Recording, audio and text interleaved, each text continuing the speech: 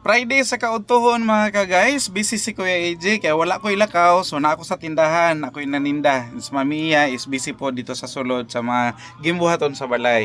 And today, magsi-share ako dahil yung mga napamili namin na mga sitserya or kasama ito sa mga napamili namin last Sunday is hindi pa na tapos-tapos at hindi rin na umpisahan. Ngayon ko lang siya nagalaw and ongoing pa po ang ating pag-display. And share ko na rin guys na meron tayong isang box na Lisli. Lisli, ang laman nito is cheesy red hot, yung maliliit. Malakas ito dito sa amin guys, mabilis ito maubos pati yung mga malalaki. Ayan, pati yung mga bata nito is namimili sila nito, hindi sila matakot sa anghang. So isang kahon na ang nabili namin, ang binili namin kasi minsan lang ito. Wala din ito lagi sa mga groceryahan, mabilis lang siya maubos and matagal sila mag-replenish ng kanilang stocks. Iwan kung anong dahilan bakit bakit maubos siya bigla and matagal siya ma-replenish dahil siguro sa makulangan ilang production tungod sa kakusog, tungod sa mabinta nitong ating cheesy red.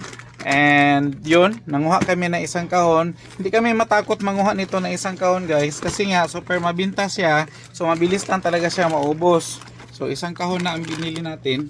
Ayan, and kasama itong mga sitserya na pakunti-kunti lang kasi pag hindi masyadong malakas ang sa bintahan is nangunguha lang kami ng at least 3 sa malalaki na ganito, and kung mabenta siya is nangunguha kami ng isang bundle katulad nitong cheesy. Meron tayo ditong isang bundle na cheesy na nakabitay, so nagdagdag na kami, and ito mga pinakamarami nito is 10 or 6. And itong mga maliliit tulad nito, mga ganito, 6 lang talaga ito, 6, at saka itong mga maliliit na hindi masyadong mabinta. Mabinta siya pero hindi siya gaanong mabinta singbinta ng ibang mga sitserya na ganito tulad nito. So ang ginagawa namin is namimili kami ng 3 or 6 and 12 piraso kung medyo medyo mabenta siya. Ayan, so hindi ko na doon kasi against the light.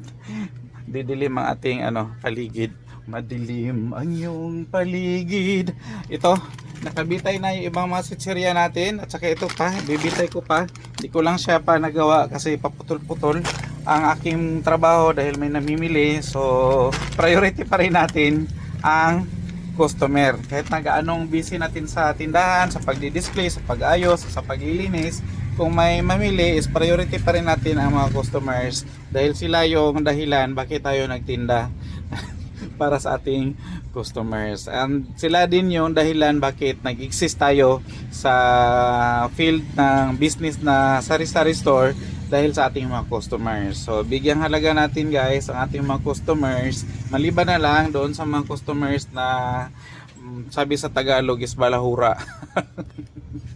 Kasi hindi naman lahat ng customer is always right. Ayan. So, yung mga mababait, yung mga customers na loyal sa atin is yun ang mahalin natin.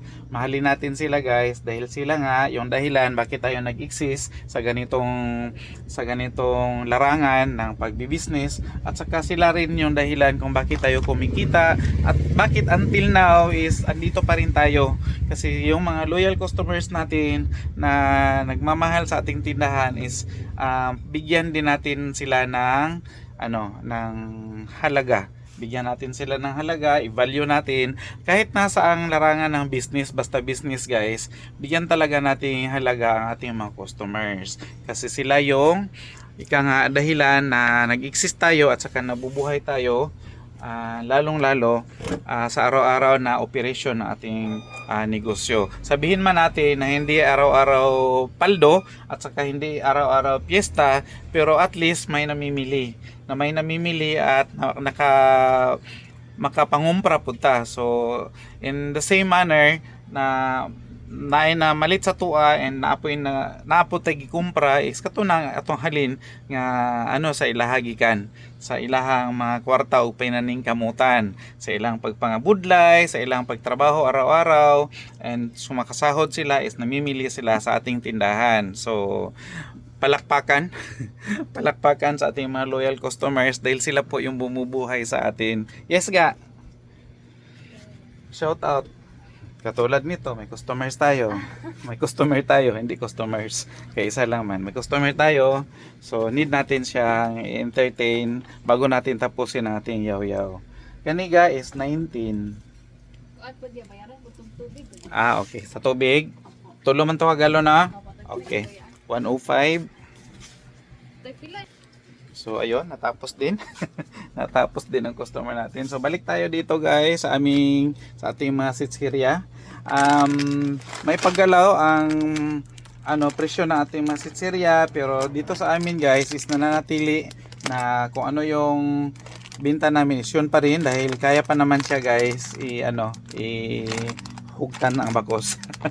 Kung hindi na talaga kaya, saka pa tayo mag-increase. Sa tulad nito, binibenta namin ito ng tig 30 pesos, si Mang Juan na chicken skin. Itong si cheese ring is 20 pesos.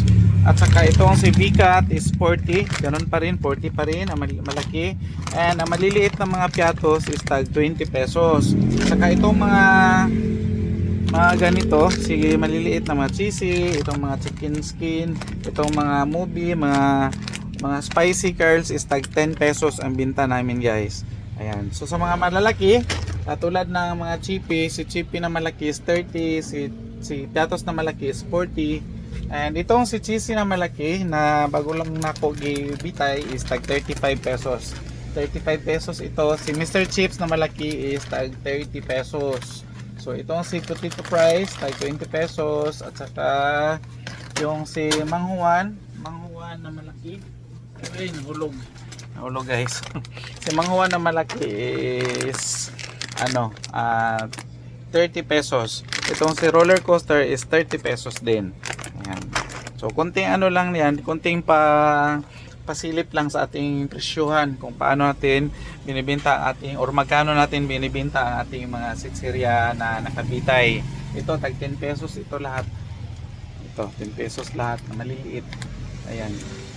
So ganun lang, and sa harap katatapos ko lang din siyang i-refill kasi pahak-pahak na. So naka-refill na yan lahat, yan nakabitay dyan sa harap sa ating screen. And sa gabi pagka-close namin, nililigpit pa rin namin guys kasi andyan pa rin pasulpot-sulpot ang sightings na ating mga kaibigan. So need ko siyang iligpit para hindi tayo malugi. Kasi kung araw-araw kang nabubutasan ng isa o dalawa, lalo pa pag mga malalaking sitsirya is lugi ka na. So need nating maagapan or need nating i-preempt. Sabihin man nating tonight or ngayong gabi or sa nakaraang gabi is wala sila, asahan mo na susunod na gabi o sa susunod na araw andyan siya. So need ko pa rin siya iligpit araw-araw kung hindi lang makalimutan ni Kuya AJ, kasi makalimutin si Kuya AJ guys siguro sa edad na rin. So need ko lang siyang iligpit and need lang na i-remind ako ni Mami Iya kung nakaligpit na siya para iligpit ko. Nasanay na rin ako kahit nakakapagod, nasanay na rin ako na gawin yung mga bagay na yon para at least maiwasan talaga yung pagkalugi guys. Kunti na lang yung kinikita natin dahil sa mahal ng mga bilihin and ipakagat or ipabutasan pa natin sa ating mga mababait na kaibigan. So mas lalong kukunti yung kikitain natin, malugi pa tayo. So yun. And too much for that na lang siguro guys, and salamat sa pagsama ninyo kay Kuya AJ, and bye bye muna for now. God bless us all.